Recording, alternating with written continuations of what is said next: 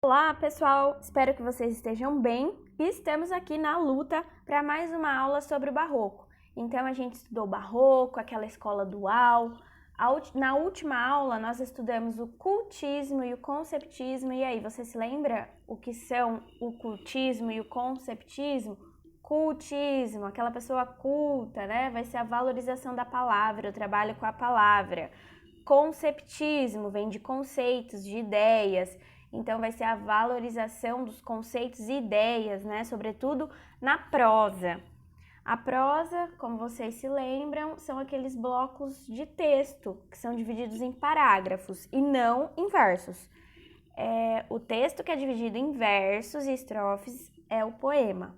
Certo? Então, hoje a gente está aqui para falar do Barroco em Portugal. O que você tem que fazer? Pega seu caderno, pega um lápis, uma caneta, vai lá na matéria de português e começa a anotar, porque vão ter coisas muito importantes, né? A gente vai aprender literatura e também a gente vai aprender palavras novas e temas para redação. Então é importante que você anote. Se você não quer fazer isso, pega pelo menos o bloco do seu celular, o computador, enfim, anota em algum lugar da maneira que você preferir. Vamos então Barroco em Portugal. O que a gente vai ver do Barroco em Portugal? Tem início em 1580, marcado pela morte de Camões. Então vocês se lembram, né, que a escola anterior ao Barroco é o classicismo, que acabou com a morte de Camões. A partir disso, o Barroco começa. E quais foram os principais autores do Barroco? Anota aí, o Padre Antônio Vieira, Francisco Rodrigues Lobo e Soror Mariana Alcoforado. Lembrando que todos esses autores são portugueses. Depois a gente vai estudar os autores brasileiros. Vamos falar um pouco sobre o Padre Antônio Vieira. O que ele fez de importante? Ele escreveu inúmeras obras de cunho. Olha essa palavra que legal para você usar na sua redação.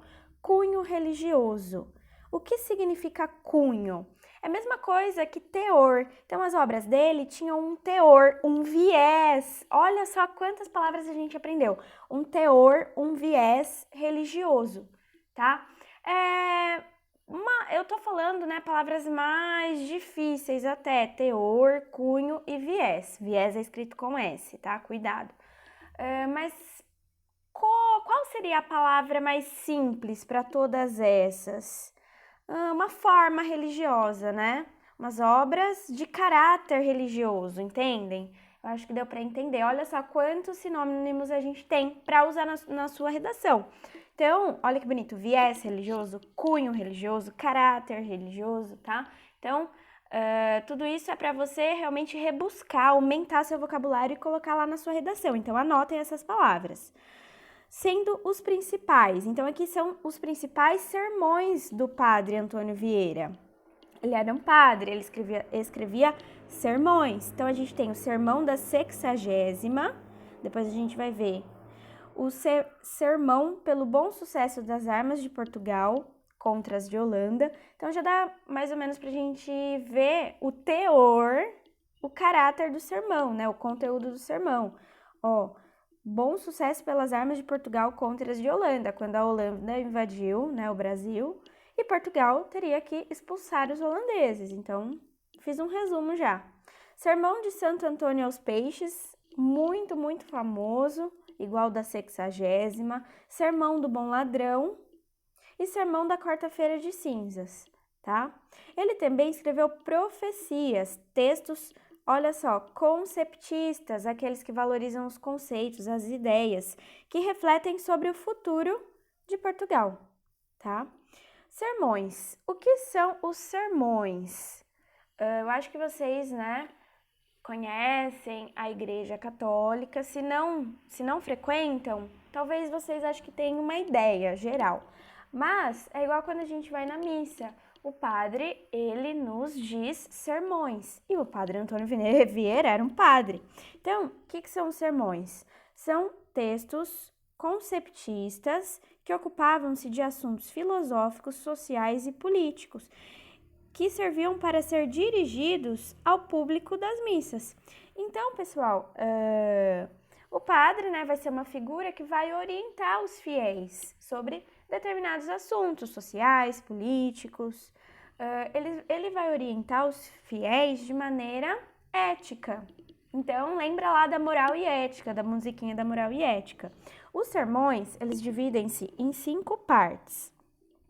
Primeiro tem o tema, que é a passagem bíblica em que se baseia o sermão, então um trecho da Bíblia.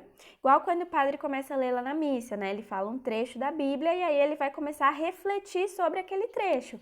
E isso a gente chama de sermão. Introito, olha que palavra bem estranha, antecipação da estrutura e sequência de ideias a serem defendidas. Então é mais ou menos igual a nossa redação do vestibular, não tem a introdução, desenvolvimento e a conclusão? Mais ou menos o introito seria o desenvolvimento. Gente, vocês estão vendo que todos os textos, eles são divididos, eles têm uma estrutura, igual quando a gente aprendeu lá o gênero épico, né? O texto épico, o poema épico, ele também tinha a sua estrutura, lá no classicismo, lá com Camões. Tinha até invocação, igual lá no Camões, né? Nos Lusíadas, que ele invoca as musas. Olha só, os sermões, eles também têm essa invocação. Pedido de inspiração. Olha só, gente. Olha só como, tipo, se você lembrar o conteúdo anterior, você vai fazendo associações. Lá em Camões, o autor, né, dos Lusíadas, ele pedia inspiração às musas. Agora aqui, o padre que está escrevendo o sermão, ele pede inspiração geralmente à Virgem Maria. Olha só como muda, né? A gente vê que as musas eram algo sobrenatural, então a gente vê o pagão lá no classicismo. Agora aqui, com a Contra-Reforma, não quero mais nada pagão. Então a gente vê que o elemento cristão voltou, a Virgem Maria. Então, gente, vão lembrando dos conteúdos, né, do contexto histórico e a gente vai entendendo. Para executar com propriedade a exposição de ideias. Então, ele vai pedir a ajuda da Virgem Maria. Argumento. Parte do sermão onde se prova com argumentos, exemplos e alegoria as ideias fundamentais. Pessoal, vamos nos centrar algumas coisinhas aqui que eu marquei. Parte do sermão onde se prova. Você está vendo que tem esse onde riscado. Por quê? Porque aqui a gente já está aprendendo gramática.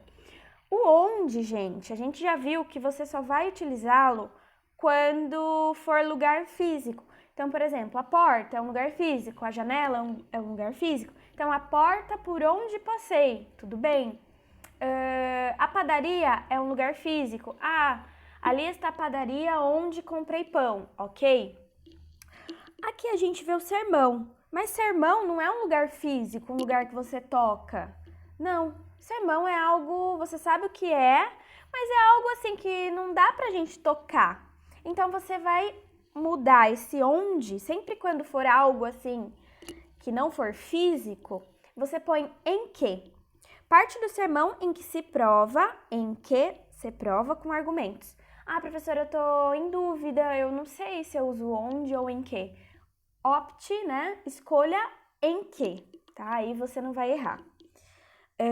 Alegorias. Que palavra é essa?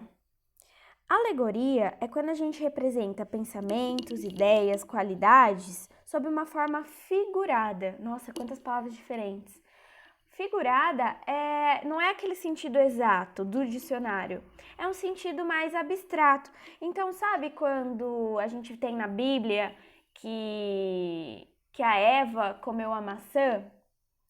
Então, a gente não sabe se realmente ela pegou e comeu a maçã, né? E aí acabou com tudo, os pecados foram instaurados. A gente não sabe se realmente aconteceu isso.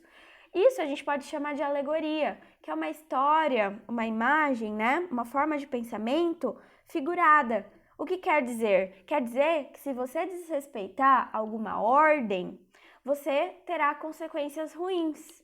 Então, ela desrespeitou a ordem do Criador. Ela foi lá e foi teimosa. Se você for teimoso, as consequências podem não ser tão agradáveis. Então, é isso, entende? É uma alegoria e a Bíblia, ela se utiliza bastante disso.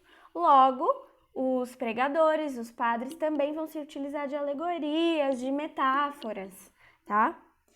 Então, o argumento, né, onde eles vão provar o que eles estão falando. Não, a gente não pode ser teimoso, ok? Eu vou trazer todo um discurso para você, mostrando, né? Vou ter argumentos, vou mostrar para você que ser teimoso vai gerar consequências ruins, tá? Peroração ou conclusão, pronto.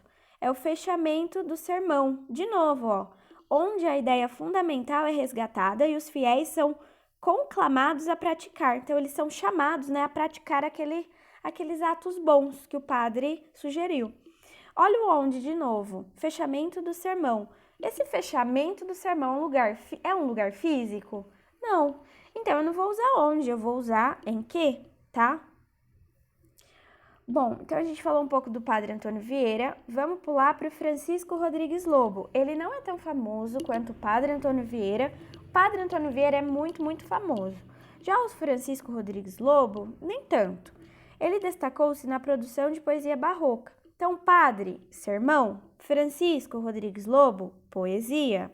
Suas principais obras foram, na poesia, Romanceiro, primeira e segunda parte do romance, Éclogas, o Condestabre em prosa, Não, Condestabre ainda é poesia. Agora, em prosa, 2 pontos. Corte da Aldeia e Noites de Inverno. Olha só, gente, agora aqui, o que a gente pode observar nessa frase? A pontuação, que é o que vocês vão, utilizar em todos os textos que vocês forem escrever. Tá vendo que ele dividiu assim? Ele falou poesia, as obras do Francisco em poesia, 2 pontos. Aí ele listou.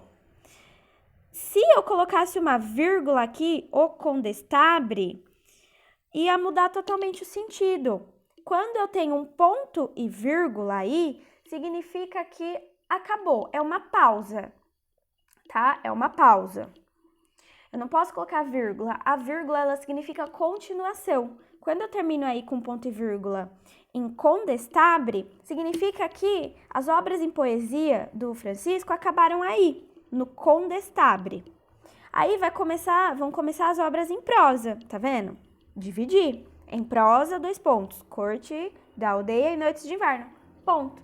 Então, usem corretamente a pontuação. Quando vocês quiserem dar uma ideia de continuidade, de lista, é a vírgula. Quando vocês quiserem fazer uma pausa para começar um outro assunto, não um outro assunto, mas para pontuar alguma coisa, entre aspas, nova, mas que faz parte do assunto anterior, uma pausa maior do que a vírgula. Você vai usar o ponto e vírgula, tá?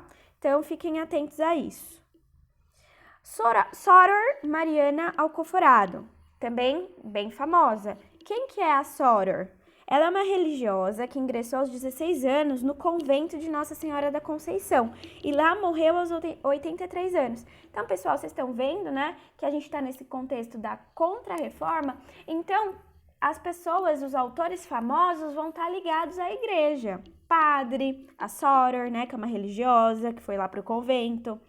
Ela foi apontada como a autora das ardentes cartas portuguesas. São 5 cartas onde acredita-se que ela declara o amor ao conde de Chamilly. E essas cartas foram publicadas em Paris em 1669 por Claude Brabant. Não sei como fala isso, eu não falo francês. Mas, então, pessoal, a Soror é uma religiosa. E olha só, ela é apontada como autora das cartas ardentes, das ardentes cartas portuguesas. Aí fica a dúvida. E aí volta todo o barroco. Claro, a gente está no período barroco, a dúvida. Como uma religiosa pode escrever cartas ardentes, entende? Aí vem a contradição do barroco, que vocês já sabem melhor do que ninguém, de tanto que eu falo. De novo, o onde? Carta. Carta é um lugar físico? Não. Então, você vai usar em que, tá? Vamos falar aqui da Soror novamente.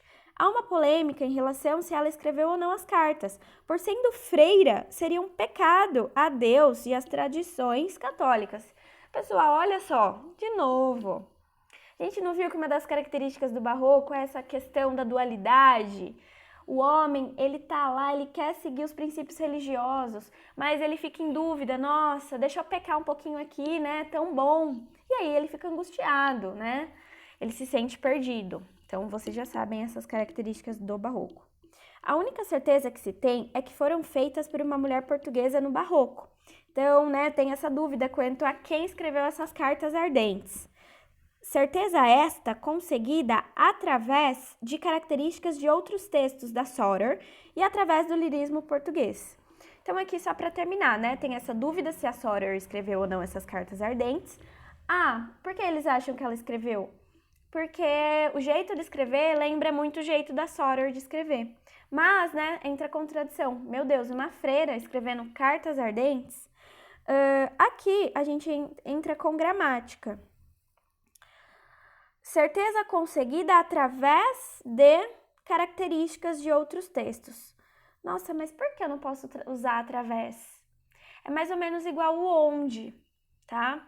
O através aqui, especialmente, é mesmo só por lugar físico, tá?